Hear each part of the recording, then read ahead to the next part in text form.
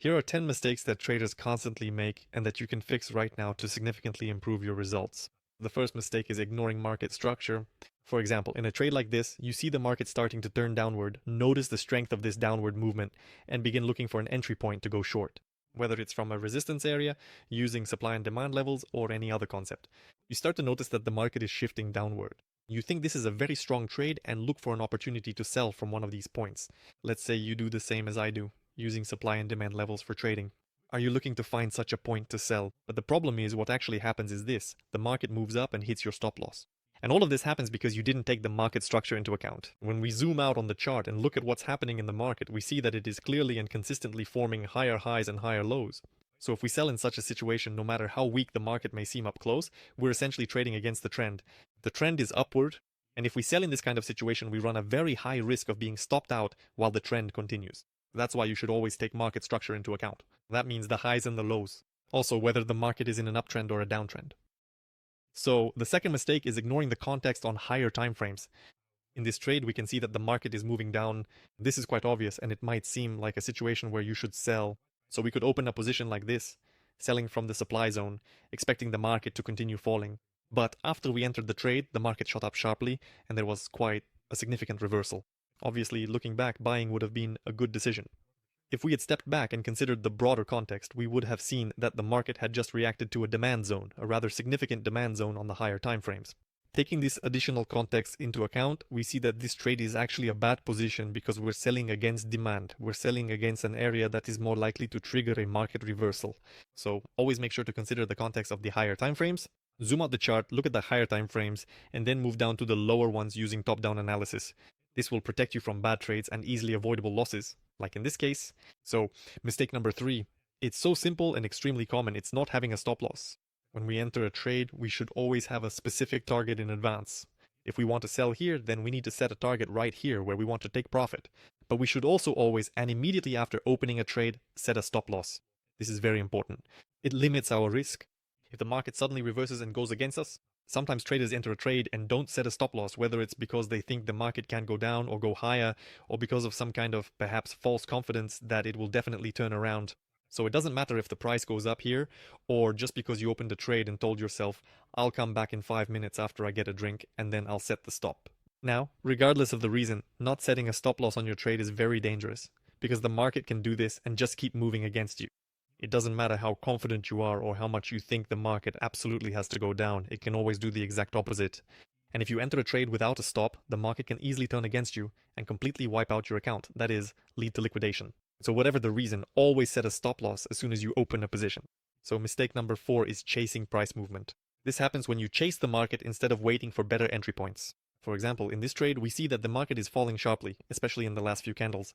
This can make you believe that the market will continue to move down. And that might be true, but it can also lead you to start chasing the market. You might enter a trade somewhere around here thinking, I'll get in now and at least catch some of the remaining move because above all, I don't want to miss this trade. Or you might take on even more risk by setting your stop loss somewhere in this range, thinking that since the market is moving so strongly, it will definitely keep moving at the same pace. But the problem here is that the market usually always comes back and reacts to more significant levels before making any major move. So if you chase the market and enter after big moves have already happened, you actually end up with unfavorable entry points where the risk to reward ratio will be very poor. Or you significantly increase your risk by setting your stop loss in a rather dangerous zone. In such a situation, it's best to simply wait until the market returns to a high interest zone, for example, this supply zone, and then open a sell position from there. Will you miss some trades? Yes, you will. But by doing so, you'll avoid a lot of bad losses, and you'll also get a better risk to reward ratio and higher returns. But will you avoid a lot of bad losses this way? And will you also get a better risk to reward ratio and higher returns on the trades you do make? Yes, that's true as well. So don't chase the market, don't give in to FOMO, and don't rush to follow price movements after big moves. Instead, simply identify areas with a high probability of a pullback, such as demand and supply zones, and use them to make quality trades. So the 5th trading mistake is holding positions during important news events. This trade right here looks quite reliable. We have a supply zone from which you can sell, and suddenly there was a break in the structure. It is quite reasonable to expect that the market will go lower. However, in reality, we see that after entering the trade, there is a sharp spike with a large candlestick wick in both directions, which knocks you out by your stop loss, even if the trade itself was good overall. This was caused by economic news, specifically the non-farm payroll report, which is released on the first Friday of every month. Such economic news triggers speculative spikes. Yes, institutional traders open positions on both sides of the market. This kind of short-term chaos caused by news creates huge candle wicks that can stop you out even from the best trade. That's why you need to make sure you're not holding trades during the release of such news. Avoiding news is simple. You can go to the economic calendar, where you'll see a list of all the news and their release times. We don't need to worry too much about news marked with a yellow or orange icon, but as for news with a red indicator, with red information, with a red folder, where you see that red rectangle, you shouldn't trade the corresponding asset during those times. For example, if there is news with a red folder for the euro, make sure that you don't have any open trades involving the euro at that time on that day, because you risk being stopped out of your position, just as we discussed earlier. So mistake number 6 is trading with too large a volume. And if you enter a trade with a very large lot size that exceeds the capacity of your account, thinking that if it works out, this will be the trade of your life. There are immediately two risks here. First, if the trade turns out to be unprofitable, you will suffer a huge catastrophic loss that will eat up a significant portion of your account. And the second mistake, which happens much more often here, is that if the trade goes into a slight drawdown, which by the way is completely normal for any trade, you might panic and close it somewhere around here, fearing that the situation will get even worse. And every time the market goes into a slight drawdown, you start to worry and look for a way to exit the position because you've already lost faith in the trade simply due to a lack of confidence caused by the excessive risk you took on. This can lead to you exiting the trade too early before it makes the move you were waiting for, which means that you've effectively already taken a loss even if the trade eventually ends up in profit. If you had used a reasonable risk percentage, you could have profited from the trade because you wouldn't have hesitated to hold the position after entering. When you take on too large a position, you open the door to significant losses, and at the same time, you become susceptible to emotions and end up ruining good trades. So, our seventh mistake is risking random amounts on each trade. If you make such a trade and say earn $4,000, it feels good in the moment, but if your risk keeps changing and you risk more on the next trade, you could lose $5,000. In this case, trading might look very good at first if you get lucky with a streak of winning trades, but with random risk and no control over how much you win or lose on each trade, your trading will end up looking like this. That is, your winning streak will end and huge losses will take over, leading to a deep drawdown and greater disappointment. Instead, you should risk a fixed percentage on every trade you make. It doesn't matter how confident you feel about the position. That's not an excuse to increase your position size. I would advise you to choose a risk of 1% per trade and stick to it for every position. This will allow you to control your losses and give you the opportunity to realize your edge in risk to reward ratio. So stop risking random amounts on your trades.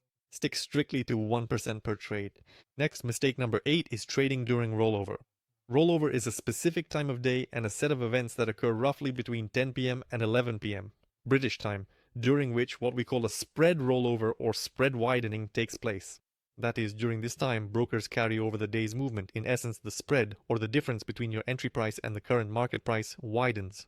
In other words, it widens significantly. And if you've ever opened trades where everything seemed fine, the market didn't even reach your stop loss, but for some reason you got stopped out, or you couldn't figure out why, that's what happened. It's all because of the rollover. The market chart doesn't even have to reach your stop loss for you to take a loss on the trade. And the same goes for short positions. It's like a sneaky trap that forces you to take losses even on really good positions. So the best thing you can do is simply avoid this situation. Now you know why this could have happened to you. It's simply not to trade during this particular moment. If your trade hasn't already moved far into profit from 22 to 23 British time, avoid trading during this period. This way, you'll avoid that rollover. This is very important, so don't forget it. So, mistake number 9 is constantly changing your strategy. Most likely, you do this quite often.